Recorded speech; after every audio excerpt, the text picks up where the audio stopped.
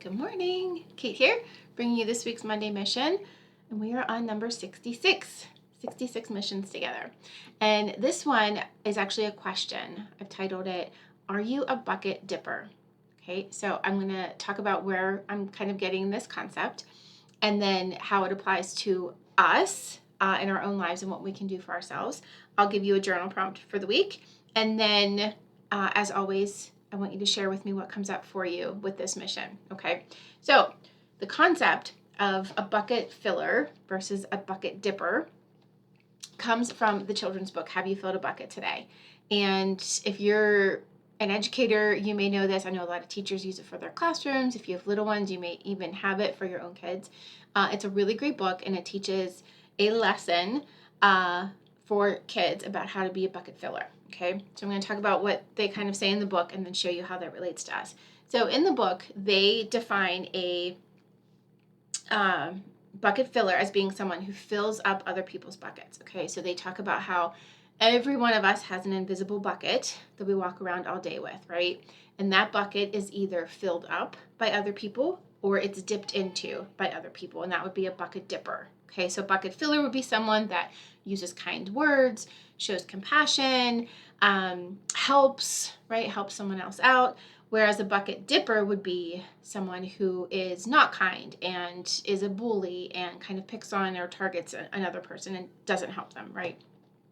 And so really great concept for kids to teach them the idea of, how you interact with another person can really impact them. Okay, and so it's talking about having them choose to be a bucket filler for the day. But what I want to talk about is how this concept actually can be applied to ourselves, right? And how we treat ourselves. So when I'm thinking of it in those terms, a bucket dipper, when we are being a dipper to ourselves, it's when we beat ourselves up, when we shame ourselves, when we just remind ourselves all day long that we aren't enough, right? All the shoulding all over ourselves, all the shoulds that we should do, telling ourselves that we need to be better at everything, right? We need to be a better wife, a better mom, a better daughter, a better friend, a better employee, a better sister, all the things. And when we do all of that, we are being a bucket dipper to ourselves, okay? And the irony is that we think by doing all of that, right, telling ourselves all the things that we should do better to improve, right, that we're going to fill up other people's buckets by doing that, right? Like if I just shame myself or if I beat myself up to tell myself all the ways I need to change in order to be a better mom, that's actually going to fill up the boys' buckets, right? If I do that, then I'll be the better mom because I've shamed myself into doing it, right? Or I've beat myself up into doing it. But that's not how it works, right? It's actually the other way around. It's the exact opposite of what we think sometimes. So we want to be a bucket filler to ourselves, right? And so a filler is when we allow ourselves rest, okay, when we need it, and not beating ourselves up for taking it, right? Not shaming ourselves for taking the rest. When we show ourselves compassion and kindness, we use kind words to speak about ourselves, right? We are encouraging to ourselves. We care for ourselves, right? So we have that self-care that we all hear about that we're supposed to do, right? But this is why that self-care is so important.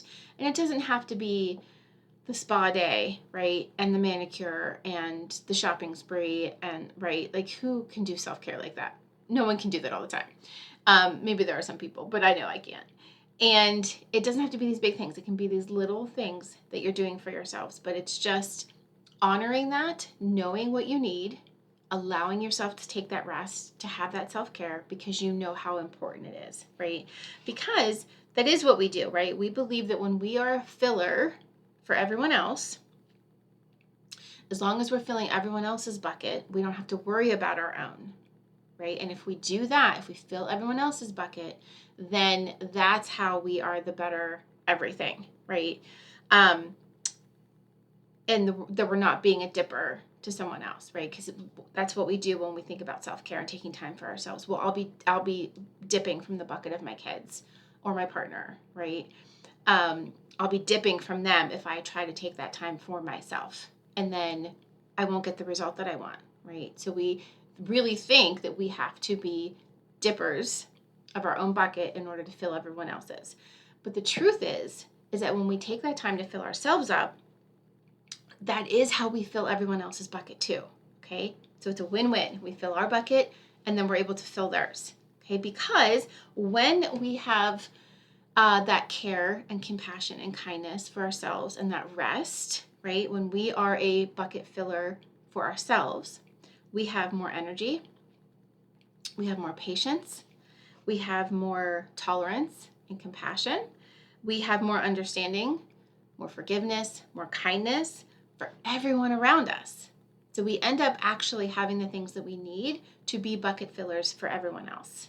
But it starts with us filling our own bucket first and not dipping into it with all the shoulding, all the looking in the mirror and telling ourselves that we look disgusting, all of the, oh my gosh, I need to do this, I need to do that, I need to have this planner, I need to take this course, I need to do this eating plan, I need to do this workout, I need to do all of these things to be better, and then I can fill everyone else's bucket. Then I'll be enough. I'll be able to fill their buckets like they deserve. When in reality, we actually have to fill ourselves first. We have to fill up our bucket first without doing all of those things. We don't need anything outside of us to fill our own bucket, right? We can do it with everything that we have right now. Okay, so that is your mission, should you choose to accept it, is to be a bucket filler for yourself and recognize how that leads you to fill up everyone else's bucket. Okay, so that's your mission, is to be a bucket filler for yourself.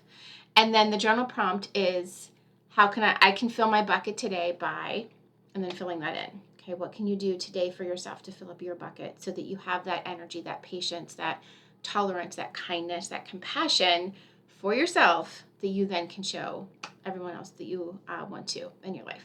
Okay? All right, so as always, share with me anything that comes up with you for this one, but go out there and be a bucket filler for yourself. All right? Have a great week. I'll talk to you soon. Bye.